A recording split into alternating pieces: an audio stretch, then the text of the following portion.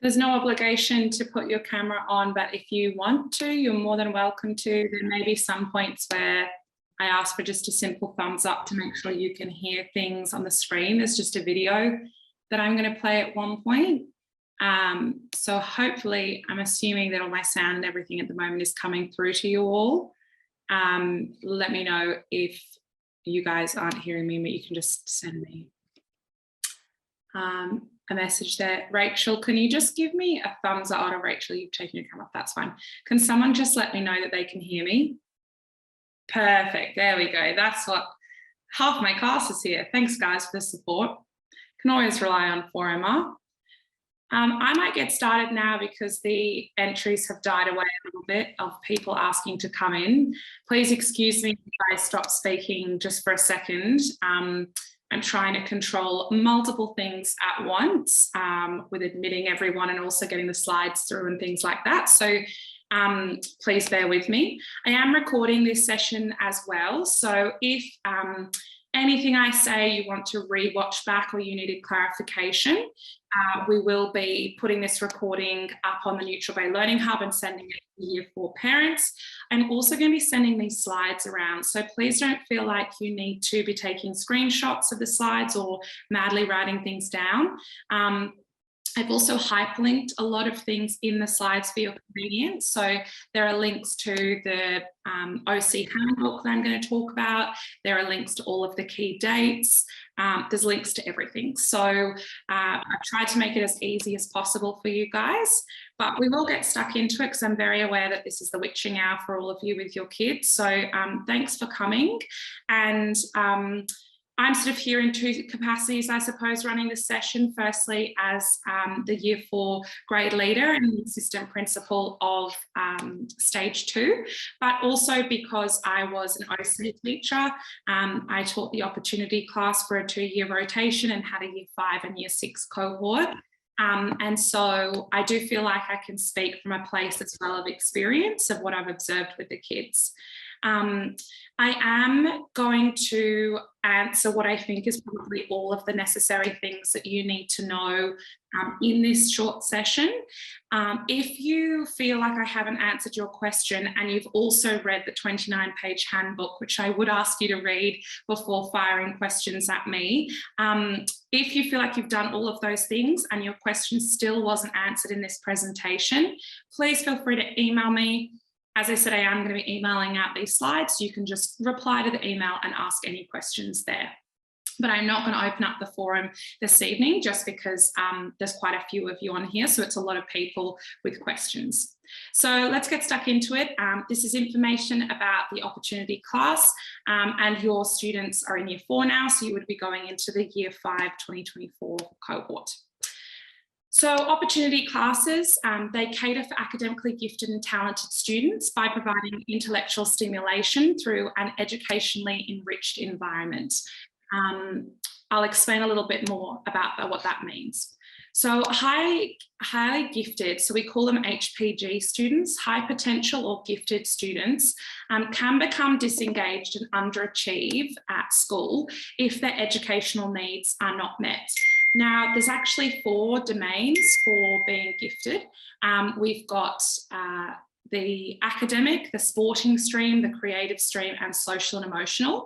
But really, when we're talking about the OC program, it's very much focused on the academic side of things. And that's where we're kind of going to talk a little bit about acceleration and compaction of the curriculum. That's where we're really focusing on academia in the OC stream. Of course, students will find, I'm sure, very like-minded individuals there. And I know personally from when I was teaching the OC program, I found that my students were unbelievably talented in sport as well. And so I just had a beautiful cluster of students that were gifted in 2 areas or 2 domains, as we'd say. Another reason the OC program is really fantastic for some students is that these students may benefit from a larger peer group to challenge and support them. If you've ever got feedback from a teacher that your child is right at the top of the class or in a little cluster at the top of the class, you might feel like there's only 1 or 2 of them in the class, and they might always be saying, oh, well, I didn't really get to work with anyone else because I was doing my own program.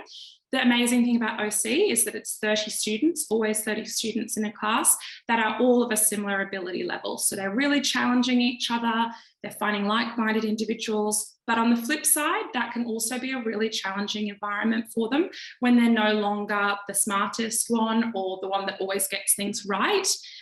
So that's something definitely to take into consideration, especially if your child can be quite perfectionistic. It can be a real challenge for them when they go into the OC program and they are one of 30, not necessarily the smartest or the funniest or the whatever they see themselves as.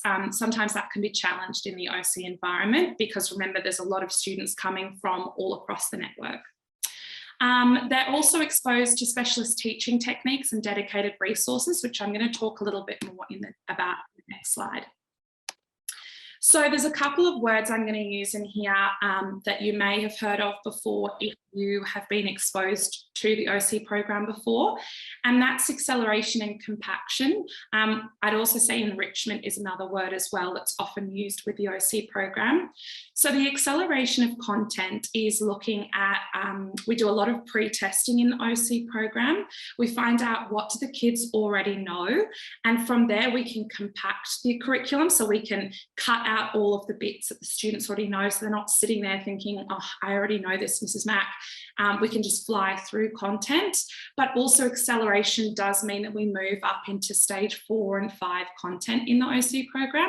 So currently your students are learning in stage 2, which is year 3 and 4. Stage 3 is year 5 and 6, which is where they'll be doing the OC program. And we start to move up into year 7 and 8 and 9 and 10 content, which is stage 4 and stage 5. That's in particular in maths, but also in English, depending on which domain or which area your child may be high potential in. I would say though that the majority of students that get into the OC program are gifted across English and maths, and then sort of their critical thinking as well. And you'll see that because of the way that the test is formed. It's got 3 different sections, which I'll talk about in a moment. The other element is specific HPG resources and techniques. So by that, I mean, from the resource perspective, we can be using potentially literature that has some high modality language in it or more extensive vocabulary, might deal with slightly more mature themes, obviously still age appropriate, but texts that we might find in younger grades, in the mainstream grades, are just not quite right for the whole class, and therefore we can't teach them. Whereas with the OC program, they're just right book, they're the suitable book for them. From the techniques perspective, we know from our research that open-ended questions are really good for students that are high potential and gifted.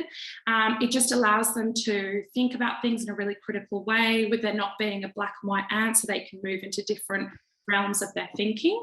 And so that's definitely one of the techniques we'd use. We also use something called Bloom's taxonomy, which you can do a little bit more research about if you like. Again, it's more a way of framing questions that allows students to delve into different critical aspects. And so again, a really good technique for HPG students. And finally, students can form social and academic networks with like-minded students, as I said before. Maybe you're just thinking, my child's never really found their people. They've never really made strong social connections. They might feel a little bit isolated. They might come home and say that their peers don't talk about things they're interested in. They're more interested in maybe, for example, political aspects of life or social commentary that's just not really like their peers. And that often can be the case that the other students in the OC program are also interested in that, and therefore they find their people in the OC program. So some characteristics, and I do want to say these are just some of the characteristics of a high potential or gifted student, can be high levels of curiosity an ease of learning, content that's really fast-paced. They pick up things amazingly. They have one of those amazing brains to retain information as well. As I said before, they can be slightly perfectionistic, critical and creative thinking skills, high expectations for themselves, but also for others, which may also include you, independent thinking, a strong sense of reasoning, high levels of self-criticism, which again can link into that perfectionistic aspect, and also high levels of excitement when posed with new ideas. They really want to engage with that new content that I'd said to you as before. They might have content that they're really interested in that isn't really like their other peers, or maybe might relate to one of your older children a little bit more, or they might prefer talking to adults. Your child doesn't necessarily have to have these characteristics to be high potential and gifted. If you're sitting here thinking, no, that's not my child at all, that's okay. I can't give a full list, but these are just some of the characteristics that I noticed in my OC kids. So what I'm going to do now, which is the part where I might lose all of you, and I'm really hoping someone can give me a thumbs up for sound, is I'm going to play a short 4-minute video, which I'd really like you to watch, about the equity placement model. Now, this is a change. This is different, even if you've had children in the OC program before. I know I've got one parent that is tuning in that way. The equity placement model is something that's new. It's different. Before, we used to rely on internal scores, a mixture of internal assessment scores and also the exam, the placement test. We don't do that anymore. That's due to a number of reasons, but mainly due to COVID and the fact that they couldn't do some combination of classwork with the placement test because we weren't sure how much children were getting help at home during COVID. So because of that, it's fully reliant on the test, the placement test that I said I'm going to talk about a little bit later. On top of that, though, there is also the equity placement model. And I'm just going to let this video talk to it because this is something that's new, and I think it's best that you hear it from the department's exact words about what it is. So I'm just going to pop over now to the video. The main thing I just want to know is if anyone's willing to give me a thumbs up, is just that you can hear the sound, just so that I know that you're being able to watch this video.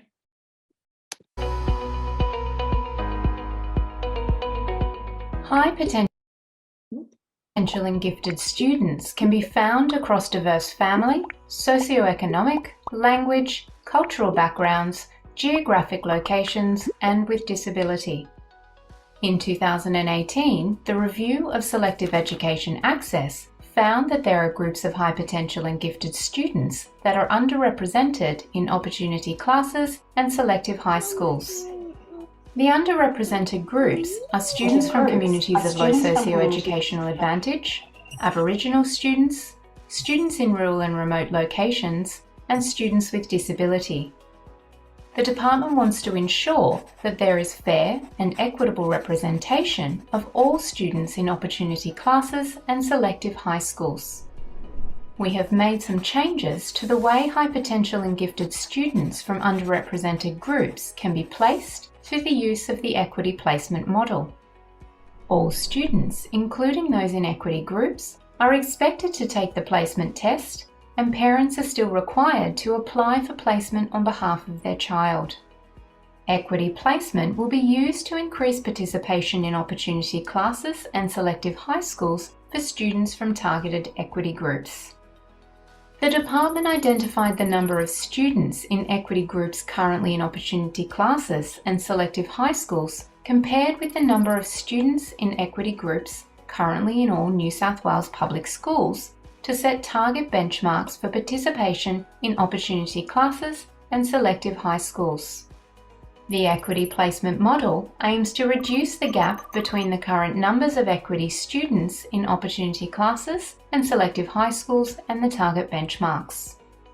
The equity placement model works by first offering 75% of places to students according to their performance in the placement test.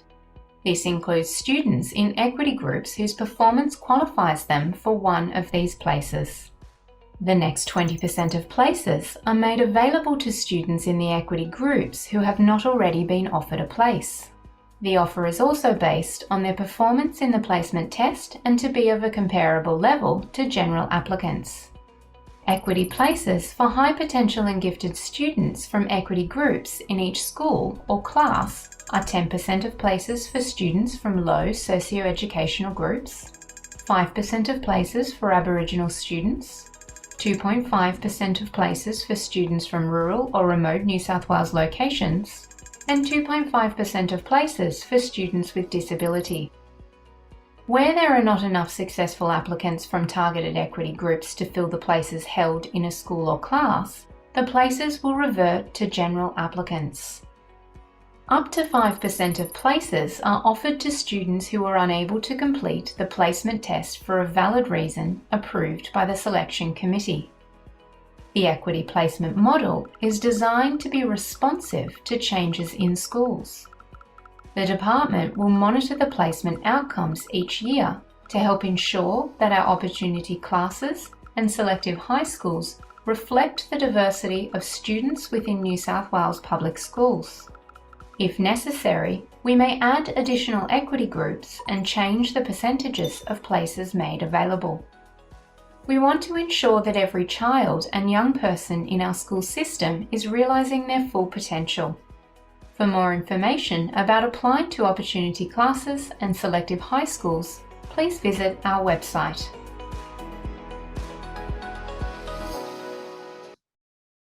Great. So if you had any additional questions about the equity placement model, as the end of the video said, there is a whole website about the equity placement model on which you can read more. You can also rewatch that video. You can look at some statistics on there. And I have linked in the equity placement model to the slideshow as well. So it's in this hyperlink here. As I said to you, I'm going to be sending you all the slides at the end of this presentation. And so you can click on that link to gain more information about the equity placement model.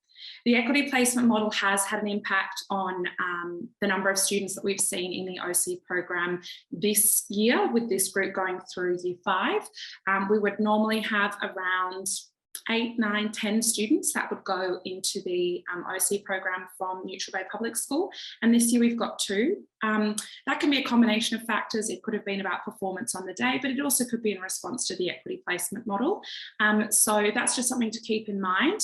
And we'll talk about a little bit about that when we're looking at your preferences that you're going to put down for your child.